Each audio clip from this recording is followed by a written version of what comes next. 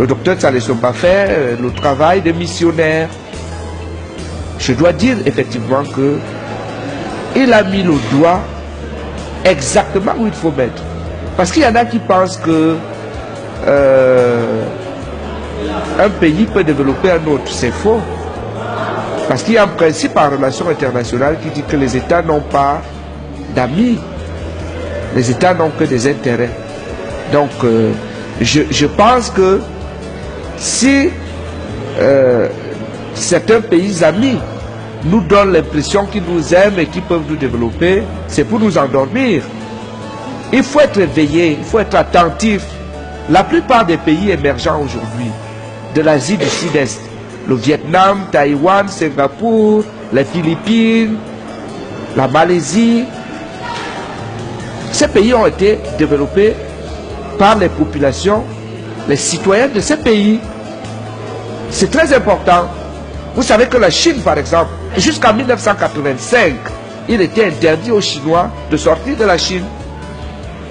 Ils ont sinisé, comme on dirait camerounisé, comme on dirait africanisé, leur propre culture. Ils ont compris l'intérêt avec leur leader Mao Zedong, surtout Deng Xiaoping, qui a appris aux Chinois à travailler pour leur pays. Et aujourd'hui, si vous arrivez en Chine, vous n'allez pas croire que c'est en 30 ans que ce pays a pu se développer de cette manière-là. Aujourd'hui, vous le savez, la Chine paye les fonctionnaires américains, la Chine résout les problèmes de l'Union européenne, la plupart des pays, l'Espagne, la Grèce qui sont en difficulté, ne comptent que sur la Chine. Si vous allez sur le net, vous allez voir les devises financières de la Chine. Je crois que c'est énorme. Pourquoi? Parce que les Chinois ont travaillé pour leur pays.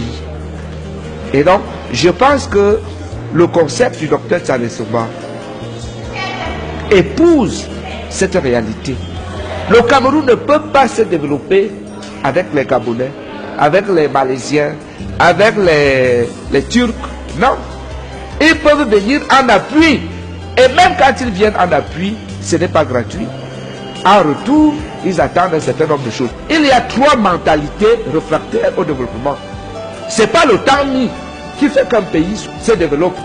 Sinon, Haïti serait le pays le plus développé chez les Noirs. Vous savez que Haïti a accédé à l'indépendance il y a 2 siècles, avec tout seul l'ouverture. Mais c'est l'un des pays les plus pauvres de la planète.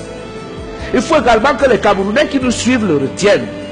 Les 3 mentalités réfractaires au développement sont 1. La mentalité magique. Est-ce qu'on peut se développer avec la magie? Pas la magie, non. Sinon, en Afrique, le Bénin serait le pays le plus développé. Parce que là-bas, il y a le vaudou.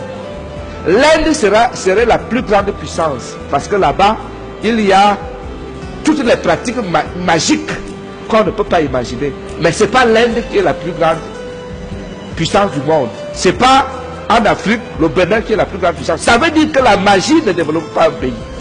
Donc il faut que les Camerounais le comprennent et le sachent que la magie, c'est-à-dire les sectes, l'homosexualité et tout ce que nous faisons ici, ne peut pas développer le Cameroun. La deuxième mentalité réfractaire au développement, c'est la mentalité tribale.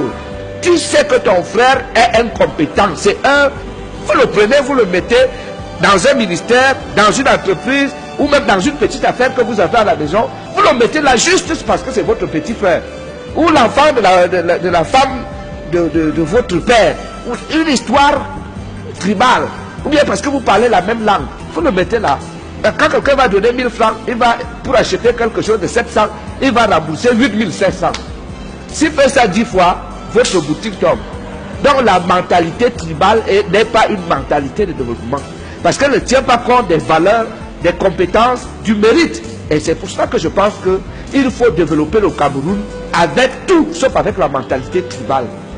Et la troisième mentalité, la mentalité coloniale.